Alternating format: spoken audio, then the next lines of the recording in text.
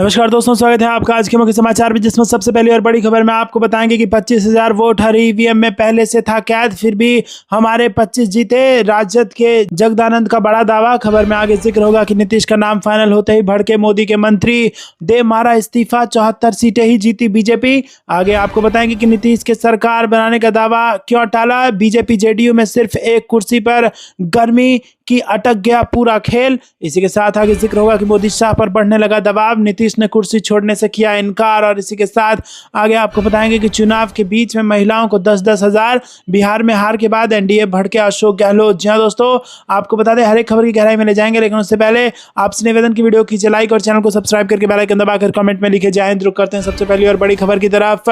25,000 vote हर EVM में पहले से कैद था, फिर भी हमारे 25 जीते। राजद के जगदानंद का बड़ा दावा। जी हाँ दोस्तों, आपको बता दें कि बिहार चुनाव के नतीजे के बाद सोमवार को आरजेडी की पहली समीक्षा बैठक हुई है, जिसमें तेजस्वी यादव को विधायक दल का नेता और नेता प्रतिपक्ष चुना गया है। इस बैठक में पार्टी अध्यक्ष लालू यादव, पूर्व सीएम राबड़ी देवी, सांसद मीसा भारती समेत पार्टी के वरिष्ठ नेता मौजूद रहे। बैठक के बाद राजद के पूर्व प्रदेश अध्यक्ष जगदानंद सिंह ने बड़ा दावा किया। उन्होंने कहा कि हर ईवीएम में 25,000 वोट पहले से मौजूद था, उसके बावजूद अगर हमारे 25 विधायक जीत गए तो ये भी सौभाग्य है। जगदानंद सिंह ने कहा कि क्या आपको उम्मीद थी कि राजद की ऐसी हालत होगी, लेकिन परिस्थितियों को बदलने के लिए ये उपाय किया गया। ये देश का दुर्भाग्य है। देश जा कहाँ रहा है? लोकतंत्र क्या व्यापार है? बिजनेस में लोग धोखाधड़ी करते हैं, लोकतंत्र तो संवैधानिक प्रक्रिया है। संविधान के साथ भी जब धोखा होने लगेगा तो देश बचेगा क्या?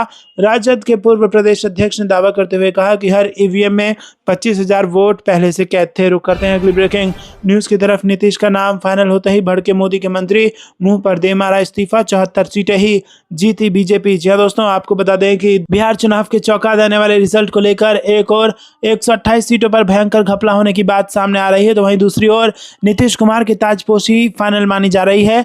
लेकिन अभी तक जो सबसे हैरान कर देने वाली बात है वो ये है कि एनडीए के सारे दल चिल्ला चिल्ला कर कह रहे हैं कि नीतीश कुमार ही सीएम होंगे, परंतु अभी तक बीजेपी की ओर से कोई आधिकारिक बयान नहीं आया है।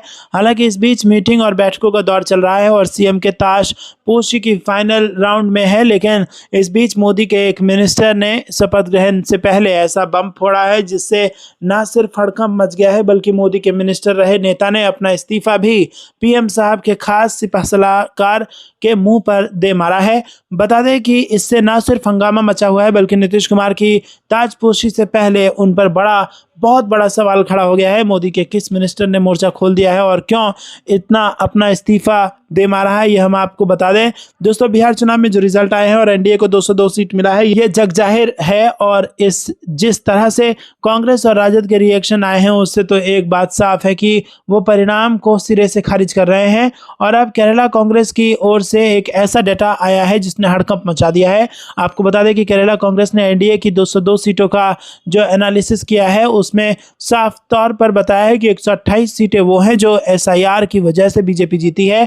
केरला कांग्रेस ने बकायदा इसका डायग्राम भी बनाया है और इस सीट पर कितने वोट से जीत हुई और कितने वोट की एसआईआर में डिलीट हुए हैं, इसको इंगित किया है। आपको बता दें कि जैसे ही ये पोस्ट वायरल हुई है, हड़कंप मच गया है और न सिर्फ चुनाव आयोग बुरी तरह से एक्सपोज होता दिख रहा है, बल्कि कहीं ना कहीं बीजेपी और एनडीए के हाथ पांव भी फूलने लगे हैं, क्योंकि ये जो डाटा है वो कहीं ना कहीं बड़े खेल की ओर इशारा कर रहा है। और जैसा कि हम पहले भी बता चुके हैं कि टीम राहुल पुख्ता सबूत सुप्रीम कोर्ट जाने के लिए ढूंढ रही है और ये उसमें सबसे बड़ी अहम कड़ी साबित हो सकती है। और कहीं ना कहीं ये भयंकर तरीके से ज्ञानेश कुमार जी और उनके विभाग को जवाब उनसे मांगा जा सकता है। आपको बता दें कि खबरें तो यहाँ तक आई हैं कि नीतीश कुमार का नाम फाइनल है और चिराग पासवान और जेडीयू के कई बड़े नेताओं ने नीतीश कुमार से मिलने के बाद दावा किया था कि नीतीश ही सीएम होंगे। हालांकि शाम होते होते ये खबर आई थी कि जेडीयू ने तो नीतीश को सीएम कैंडिडेट घोषित कर दिया, लेकिन बीजेपी अभी भी ये कह रही है कि सीएम का फैसला विधायक दलों की बैठक में ही होगा।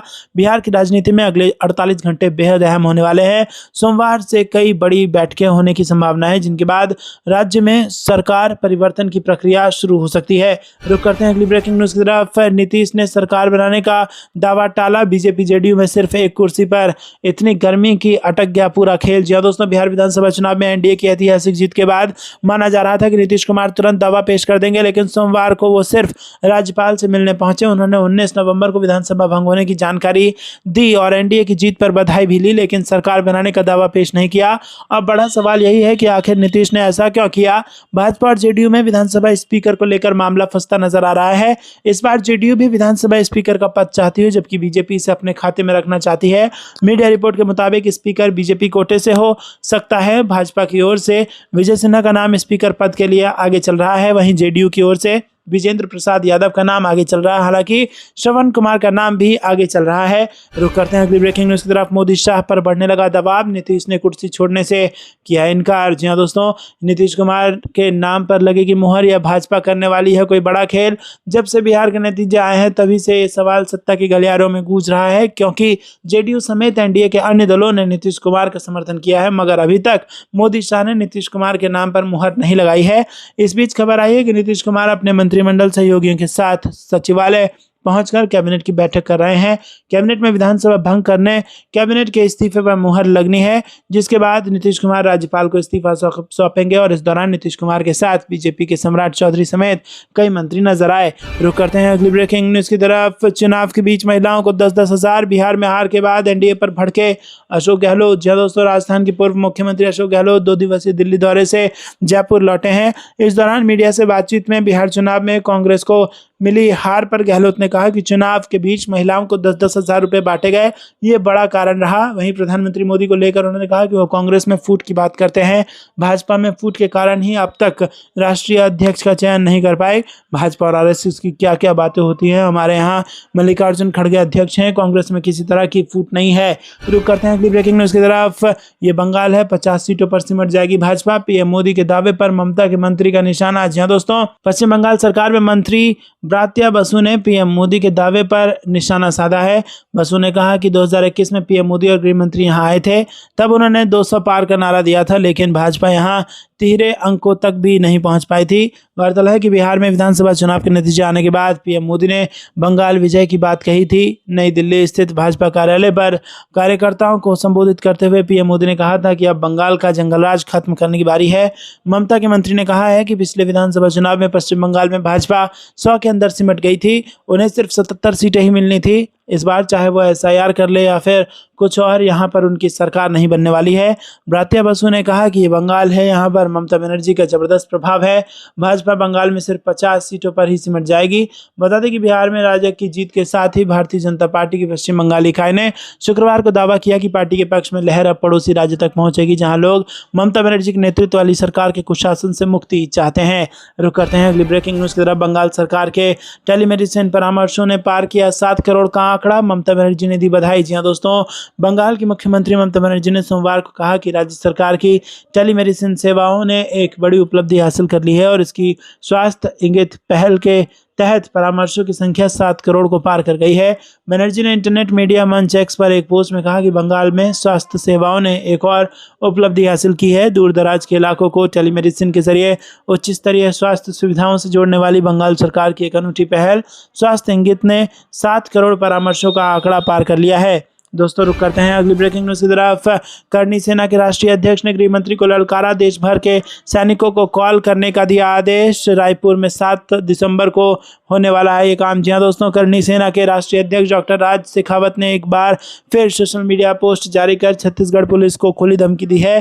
शेखावत ने अपनी पोस्ट में कहा कि यदि करनी सेना के किसी भी पदाधिकारी या कार्यकर्ता पर झूठी एफआईआर दर्ज की गई तो इसके अंजाम ऐतिहासिक होंगे। शेखावत ने अपने बयान में दोहराया कि करनी सेना 7 दिसंबर को रायपुर में बड़ा प्रदर्शन करेगी, जिसे क्षत्रिय स्वाभिमान न्याय पंचायत नाम दिया गया है। रुक करते हैं अगली ब्रेकिंग न्यूज की तरफ। चुनाव आयोग और अन्य संस्थाएं केंद्र सरकार पर आग बबूला हुए। कपिल सिब्बल का हमने कई शानदार साल बर्बाद कर दिए। जी हां दोस्तों, बिहार विधानसभा चुनाव के परिणाम के बाद वरिष्ठ अधिवक्ता और राज्यसभा सांसद कपिल सिब्बल ने केंद्र सरकार पर जोरदार हमला बोला और कहा कि राष्ट्रीय जनतांत्रिक गठबंधन द्वारा प्रवर्तन निदेशालय और केंद्रीय जांच ब्यूरो जैसी संस्थाओं पर कब्जा करके सत्ता बनाए रखने की कोशिश के कारण भारत के कई शानदार साल बर्बाद हो गए हैं। लोकतंत्र पर कथित खतरे की चिंता जताते हुए उन्होंने संस्थाओं और देश की न्यायपालिका से खड़े होने और अपने बात रखने का आह्वान किया और लोकतंत्र के अस्तित्व के लिए अपनी स्वतंत्रता सुनिश्चित करने का आह्वान किया। कपिल सिब्बल ने सोमवार को कहा कि हमने कई शानदार साल गंवा दिए हैं और जब भारत वास्तव में अपना सपनों की दिशा में आगे बढ़ सकता था। ये कार्यक्रम इसी बारे में है और मैं दिल से कार्यक्रम को आगे बढ़ाना चाहता हूं। दोस्तों, आपको क्या कुछ लगता है कमेंट में जरूर बताइए। वीडियो को लाइक नहीं किया तो लाइक जरूर कीजिएगा। रुक करते हैं अगली ब्रेकिंग न्यूज की तरफ। तो बिहार चुनाव पर राहुल गांधी का मास्टर प्लान तैयार, हाइड्रोजन से बड़ा धमाका होगा और सबूत के साथ सुप्रीम कोर्ट जाएगी कांग्रेस। जी हां दोस्तों, आपको बता दें कि यहां पर बिहार चुनाव में चौंका देने वाले रिजल्ट के बाद राहुल गांधी ने एक बार फिर से कमर कस ली है। एक और जहां राहुल गांधी बिहार चुनाव पर हाइड्रोजन से बड़ा धमाका करने की तैयारी में लग गए हैं और उनकी टीम बिहार में एक्टिव हो चुकी है, तो वहीं दूसरी ओर बिहार में महागठबंधन की हार के दो बड़े विलेन भी पकड़ लिए गए हैं। आपको बता दें कि बहुत बड़ी खबर निकलकर सामने आई है कि इस बार कांग्रेस और टीम राहुल न सिर्फ धमाका करेगी बल्कि वो सबूत के साथ सुप्रीम कोर्ट भी जाकर चुनाव को रद्द किए जाने की अपील भी करेगी। और जब तक सब कुछ दूध का दूध और पानी का पानी नहीं हो जाता है तब तक चुनाव में हिस्सा विपक्ष नहीं लेगा। जैसे ही ये खबर वायरल हुई है, दिल्ली से पटना तक हड़कंप मच गया है और ज्ञानेश कुमार जी के विभाग ही नहीं बल्कि बीजेपी की भी सिट्टी पिट्टी गुम हो गई है। राहुल गांधी बिहार चुनाव में हाइड्रोजन से बड़ा कौन सा धमाका करने की तैयारी में जुट चुके हैं और उनका मास्टर प्लान क्या है, यह हम आपको बता दें। दोस्तों, बिहार चुनाव के रिजल्ट में जिस तरह का रिजल्ट आया है और बीजेपी जेडीयू का स्ट्राइक रेट 90% के आसपास रहा है, इस बात ने न सिर्फ बिहार को बल्कि पूरे देश को चौंकाया है, क्योंकि आज तक देश में जितने भी चुनाव हुए हैं उनमें सब में किसी भी पार्टी का स्ट्राइक रेट 90% कभी नहीं रहा। और यही बात है जो न सिर्फ एनडीए की जीत पर सवाल उठा रही है बल्कि एसआईआर और ज्ञानेश कुमार को सवालों के घेरे में खड़ा कर रही है। सवाल ये भी खड़े हो रहे हैं कि कैसे वर्ल्ड बैंक के 14,000 करोड़ रुपए बीच इलेक्शन में लुटाकर चुनाव को खरीद लिया गया और ज्ञानेश कुमार जी शिकायतें मिलने के बाद कुछ नहीं कर पाए। आपको बता दें कि बिहार चुनाव का रिजल्ट यूं ही एक दिन में नहीं बदल गया। कांग्रेस का आरोप है कि इसके लिए चरणबद्ध तरीके से काम किया गया। चुनाव से पहले ज्ञानेश कुमार जी बिहार पहुंच गए और वहां चुनाव से पहले एक बहुत बड़ा फॉर्मूला एसआईआर के नाम पर लगा दिया और इसमें 69 लाख वोट काटे गए और 21 लाख वोट बढ़ाए गए और 5 लाख तो ऐसे वोटर बढ़ाए गए जिन्होंने एसआईआर का फॉर्म तक नहीं भरा। और जब सब कुछ कंप्लीट हो गया तो फिर भयंकर खेल हुआ। कांग्रेस का दावा है कि ट्रेनों में भर भर कर वोटर्स बिहार भेजे गए और सोशल मीडिया पर कई ऐसी वीडियो आप ढूंढेंगे तो जरूर मिल जाएगी। रुक करते हैं अगली ब्रेकिंग न्यूज की तरफ। 10-10 हजार में एनडीए ने खरीदे महिलाओं के वोट, बिहार चुनाव पर नेहा सिंह राठौर के तीखे बयान। जी हां दोस्तों, बिहार विधानसभा चुनाव के नतीजे में एक तरफ जहां एनडीए खेमे में खुशी की लहर है तो वहीं दूसरी तरफ विपक्ष बेईमानी के आरोप लगा रहा है। आलम यह है कि चुनाव आयोग पर खुलेआम आरोप लग रहे हैं। आम जनता से लेकर विपक्षी नेता तक सवाल दाग रहे हैं, लेकिन चुनाव आयोग इस मामले पर मूक बना भाजपा की जीत के जश्न में शामिल हो रहा है। वो एक कहावत तो आपने सुनी ही होगी कि जब सैया भय कोतवाल तो डर काहे का, ठीक वैसा ही हुआ है। बिहार चुनाव में चुनाव आयोग ने सत्ताधारी गठबंधन को फुल छूट दे दी और आदर्श आचार संहिता लागू होने के बावजूद बिहार में नीतीश सरकार द्वारा महिलाओं को पैसे बांटे गए, लेकिन चुनाव आयोग के मुंह से चूं तक नहीं निकली और आचार संहिता का ध्वंस दिखाया भी गया तो सिर्फ विपक्ष पर। खैर, चुनावी नतीजों के आने के बाद विपक्ष ने अब घेरना शुरू कर दिया है। इसी कड़ी में अपने बयानों को लेकर अक्सर चर्चा में रहने वाली भोजपुरी गायिका नेहा सिंह राठौर ने भी भाजपा समेत चुनाव आयोग पर सवाल खड़े कर दिए। वोट चोरी जैसे मुद्दे को उठाते हुए रेखा सिंह राठौर ने एक बयान जारी किया जिसमें उन्होंने कहा कि बिहार का चुनाव लोकतंत्र की छाती पर पैर रखकर लड़ा गया है। चाहे आप इसे मेहनत कहिए, रणनीति कहिए, कूटनीति कहिए या चाणक्य नीति कहिए, लेकिन ये चोरी और बेईमानी ही है। साथ ही सवाल भी किया कि आखिर कब तक बिहार के लोगों को सत्ता लेबर बनाने की साजिश चलती रहेगी। बिहार के मुद्दे बिहार चुनाव में क्यों नहीं उठाए जाते।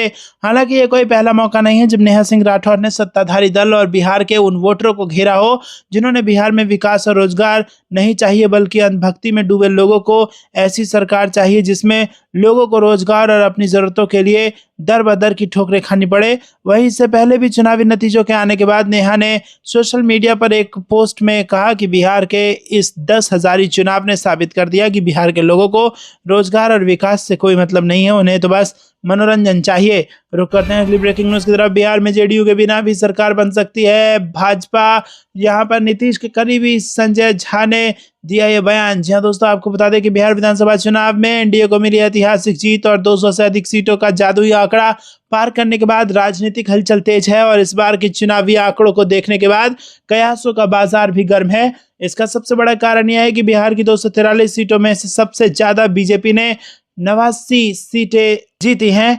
वहीं सहयोगी दल जनता दल यूनाइटेड को 85 सीटें मिली हैं। सीटों की संख्या में भाजपा सबसे बड़ी पार्टी बनकर उभरी है। इसके बाद से कुछ लोगों का दावा है कि भाजपा अपना मुख्यमंत्री बनाएगी।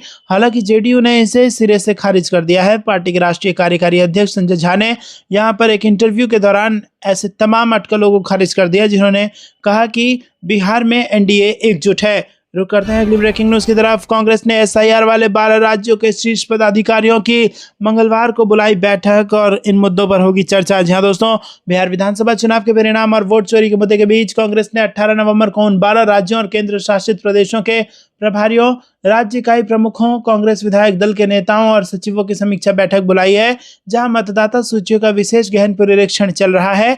बिहार विधानसभा चुनाव के शुक्रवार को आए नतीजे में बीजेपी नीत राष्ट्रीय जनतांत्रिक गठबंधन ने 202 सीट पर जीत दर्ज की, जबकि कांग्रेस के घटक वाले महागठबंधन को 35 सीट से संतोष करना पड़ा।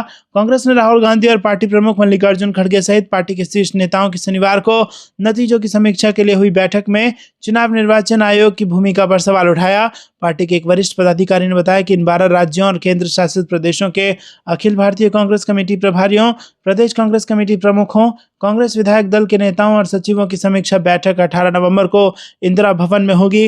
निर्वाचन आयोग ने शनिवार को कहा कि 9 राज्यों और 3 केंद्र शासित प्रदेशों के 5.99 करोड़ मतदाताओं में से 95% से अधिक को एसआईआर प्रक्रिया के तहत गणना प्रपत्र मुहैया कराए जा चुके हैं। रुक करते हैं अगली ब्रेकिंग न्यूज की तरफ। प्रचंड जीत पर भारी पदों की मारामारी। जी हां दोस्तों, यहां पर बिहार में एक बार फिर ताजा राजनीतिक हालात ने हलचल को अपने चरम पर पहुंचा दिया है। चुनाव परिणामों में एनडीए को मिली जीत ने जहां उसके समर्थकों में उत्साह भर दिया है, तो वहीं सत्ता की कुर्सी को लेकर भीतर ही भीतर एक मूक संघर्ष शुरू हो चुका है। इस संघर्ष का केंद्र है बिहार का अगला मुख्यमंत्री कौन। सवाल आसान लगता है, लेकिन इसका जवाब उतना सीधा नहीं है।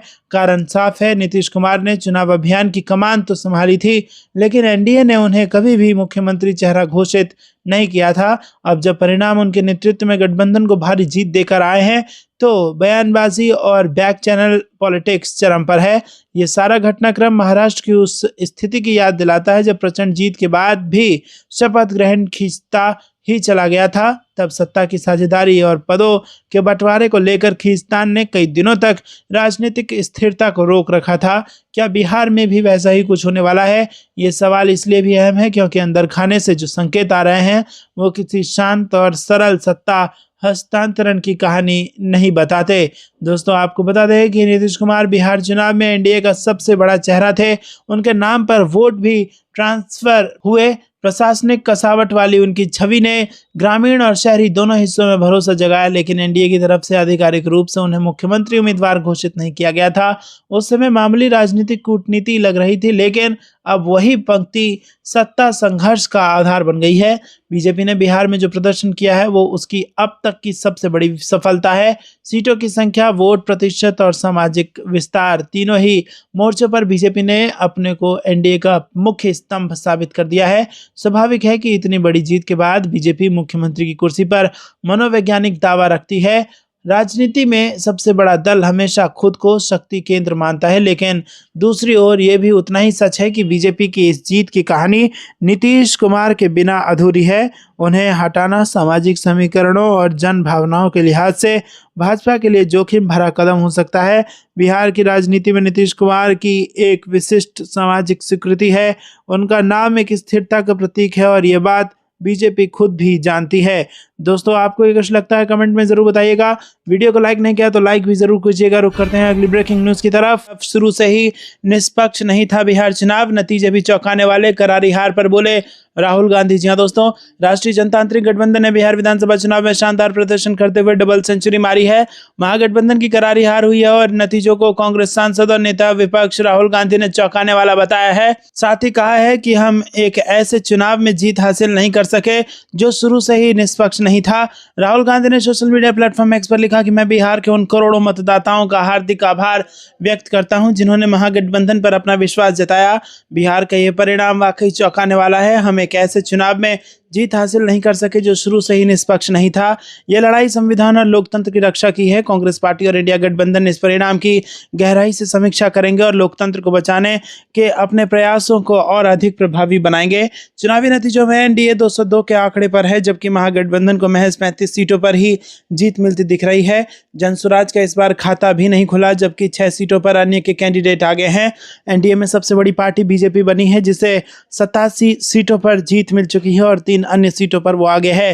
रुक करते हैं अगली ब्रेकिंग न्यूज की तरफ। 24 में हराया था, 27 में हटाएंगे, अपनी पीडीएस सरकार बनाएंगे। बिहार नतीजों के बाद अखिलेश यादव का बड़ा संदेश। जी हां दोस्तों, बिहार चुनाव नतीजों को लेकर बढ़ती राजनीतिक तकरार और संस्थागत पक्षपात के आरोपों के बीच समाजवादी पार्टी के अध्यक्ष अखिलेश यादव ने एक बार फिर सरकार पर तीखा हमला बोला और कहा कि चुनावी प्रक्रिया पर सवाल उठाने वाले विपक्ष की आवाजों को नजरअंदाज नहीं किया जा सकता।